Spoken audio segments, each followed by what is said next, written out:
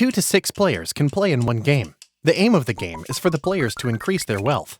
The initial money received from the bank can be invested in stock or one of the 4 companies, with the aim of turning a profit. The winner is the player that had the highest profit throughout. The players may decide how many rounds a game will last. A 10-round game with 4 players lasts about 80 minutes. Every player receives $15,000 from the bank. There are 3 types of stock in which the players can invest. The 3 types can be differentiated through the level of risk and reward. There are 4 companies which can be bought by the players. The owners of the companies will earn income from the other players or the bank. The game is played with 2 dice. The result of every throw determines the wins and losses. The gains and losses are decided by the value of the dice and the P&L board.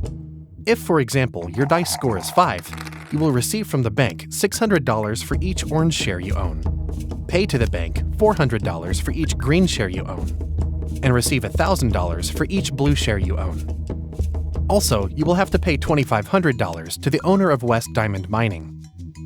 If your dice score is 6, 7, or 8, besides the gains and losses on the shares you own, you also receive from the bank $2,500 for each company you own, and must invest in a high-risk deal, anything between $2,000 and your total worth. After deciding the amount to be invested in the risky deal, you will roll the dice again, and if your score is 7 or higher, you win twice the amount invested. If the score is lower than 7, you lose half of the invested money. Risky deals are very important in the game, as it often changes the leaders and sets the game winners. A player that goes all in a risky deal can triple his or her worth, while only risking to lose half of it. Players roll dice in turns. The game is played in a clockwise direction. The game ends after 10 turns, or as many as the players decide at the beginning.